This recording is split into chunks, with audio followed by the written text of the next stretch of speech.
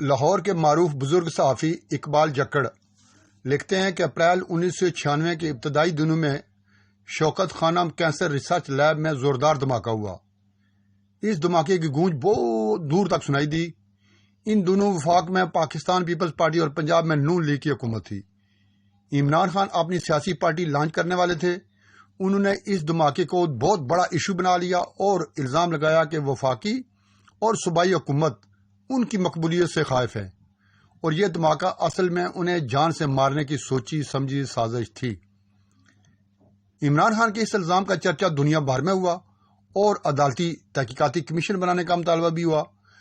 وفاقی حکومت نے کمیشن بنانے سے قبل فیکٹ فائنڈنگ کمیٹی تشکیل دے دی، جس میں احمد میر، ودود مشتاق، جمیل چشتی سمیت 5-7 سینئر صحافی بھی شامل تھے۔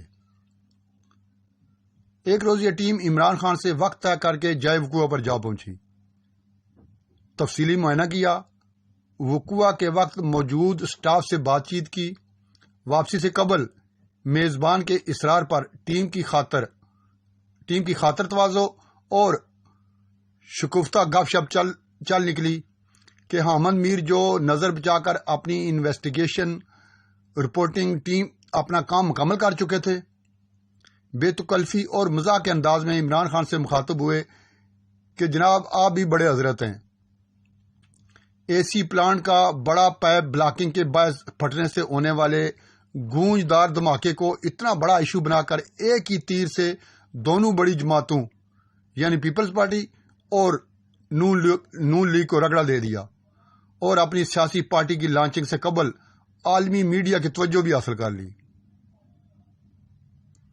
ہو یہ سن کر عمران خان آگ بگولا ہو گئے اور احمد میر سے طلاق شروع کر دی۔ الزام لگایا کہ آپ پیپلز پارٹی اور نون لیگ سے وفاداری میں جھوٹ بول رہے ہیں۔ معاملہ ضرورت سے زیادہ بگڑنے پر احمد میر نے سچ بتا دیا کہ ان کی غیر ملکی انچارج ایئر کنڈیشننگ پلانٹ سے تفصیلی بات ہوئی ہے اور انہوں نے بتایا ہے کہ یہ کوئی ڈائنامیٹ یا بم دھماکہ نہیں تھا، بلکہ اے سی پلانٹ کے مین پائپ میں گیس جمع ہونے کے باعث ہونے والا دھماکہ تھا۔ احمد میر نے جب یہ بات بتانے والے مذکورہ انجینئر کو بلا کر تصدیق کرنے کی بات کی تو عمران خان مزید بھڑک اٹھے اور مشتعل ہو گئے اور اچانک احمد میر پر وحشیانہ تشدد شروع کر دیا۔ وہاں موجود افراد نے مداخلت کی تو عمران نیازی نے مسلح گارڈز بلا کر سینئر صحافیوں کی دبڑ کٹ شروع کر دی۔ کہنے والے کہتے ہیں کہ بے انتہا تشدد ہوا۔ اس عمران گردی کے نتیجہ میں احمد میر سمیت 5 صحافیوں کو اسپتال منتقل ہونا پڑا۔ احمد میر اور جمیل چشتی سمیت 3 صحافی مرم پٹی اور ابتدائی طبی امداد کے بعد واپس آ گئے، جبکہ ودود مشتاق سمیت 2 صحافی کئی روز تک اسپتال میں زیر علاج رہے۔ میں عمران خان اور اس کی اس حد تک بزدلی کو پوتڑوں سے جانتا ہوں، مگر کبھی از خود اظہار نہیں کیا۔ جب اس نے میزبان ہو کر مہمان صحافیوں سے بدماشی کی تو مجھے بہت صدمہ ہوا۔ ہفتہ 26 اپریل 1996 11:30 بجے دوپہر عمران نے ایک پرہجوم پریس کانفرنس میں اپنی سیاسی پارٹی تحریک انصاف کی لانچنگ کا اعلان کیا۔ اس سے قبل اسی روز صبح 6 بجے روزنامہ اخبار لاہور، جو اپنے وقت کا کثیر الاشاعت عوامی مزاج کا نمائندہ مقبول عام اخبار تھا، میں عمران خان آن مائی فٹ کے عنوان سے میرا کالم ملک بھر کے قارئین تک پہنچ چکا تھا۔ میں نے اس کالم میں اپنی طرف سے ایک لفظ گھٹانے بڑھائے بغیر صرف گندی گالیاں حذف کر کے وہ واقعہ منوان لکھ دیا جس کے میں اور ایور نیو کنسپٹ اور ایور نیو فلمز اسٹوڈیو کے مالک آغا سجاد گل چشمدید گواہ ہیں۔ یہ وقوع 1990 کے اوائل کا ہے۔ شوکت خانم کینسر ریسرچ لیب کی چندہ مہم عروج پر تھی، جس میں تاجر، صنعت کار، امیر غریب، مرد خواتین اور کم سن بچے بھی بڑھ چڑھ کر حصہ لے رہے تھے۔ ان دنوں قومی اخبارات میں گائے عمران خان کے کالم شائع ہوتے تھے۔ مرحوم ضیاء شاہد روزنامہ پاکستان کے چیف ایڈیٹر تھے۔ انہوں نے سپورٹس رپورٹر اسد شہزاد سے کہا کہ وہ عمران خان تک ان کا سلام پہنچائیں اور یہ پیغام دیں کہ وہ دیگر قومی اخبارات کی طرح اپنا کالم روزنامہ پاکستان کو بھی بھجوایا کریں۔ انہوں نے پیشکش کی کہ اگر وہ معاوضہ لیتے ہیں تو وہ انہیں سب سے زیادہ معاوضہ بھی دیں گے۔ 2 روز بعد اسد شہزاد نے بتایا کہ عمران خان نے یہ کہہ کر انکار کر دیا ہے کہ وہ کسی بلیک میلر بین سے آگے میں ڈیش کر دیا ہے، گالی مکمل نہیں کی، اپنا کالم نہیں دے سکتا، یعنی میں کسی بلیک میلر کے اخبار میں اپنا کالم نہیں چھپواؤں گا۔ مرحوم ضیاء شاہد گرمی کھا گئے اور عمران خان کے خلاف رنگا رنگ اسکینڈل چھاپنے لگے۔ اتفاق کی بات ہے کہ انہی دنوں زمان پارک لاہور میں عمران نیازی کی رہائش گاہ کے تزئین و آرائش جاری تھی اور امپورٹڈ فرنیچر، فانوس، کراکری اور آرائشی اشیاء کا انبار وہاں موجود تھا۔ اس رائے کو پہاڑ بناتے ہوئے روزنامہ پاکستان کے فرنٹ پیج پر خصوصی زاویہ سے بنائی گئی تصاویر کے ساتھ یہ شاہ سرخیاں لگ گئیں کہ اسکولوں کے بچوں کے پاکٹ منی سے عمران محل کی تزئین و آرائش شروع۔ اس سے گھبرا کر عمران خان نے اپنے اور ضیاء شاہد کے مشترکہ تعلق دار آغا سجاد گل کے ذریعے یہ سلسلہ رکوانے کی کوشش کی۔ ضیاء شاہد نے آغا سجاد کے رابطہ کرنے پر کہا کہ وہ عمران کو ان کے دفتر لے آئیں۔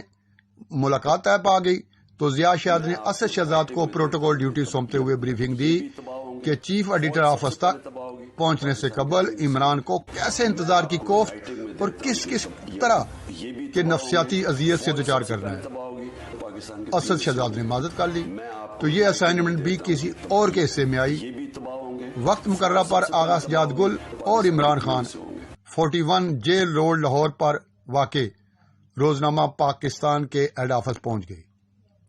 حسب ہدایت چیف ایڈیٹر عمران خان کو ان تک پہنچنے سے قبل خوب نفسیاتی اذیت پہنچانا چاہتے تھے، جو پہنچائی گئی۔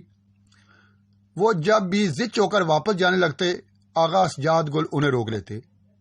بہرحال نصف گھنٹے سے زائد عذاب شکن ٹریٹمنٹ کے بعد انہیں چیف ایڈیٹر کے کمرے میں پہنچا دیا گیا۔ ضیاء شاہد نے انہیں اٹھنا تو کجا، عمران خان سے ہاتھ ملانا بھی گوارا نہیں کیا اور خود کو بہت زیادہ مصروف ظاہر کرنے لگے۔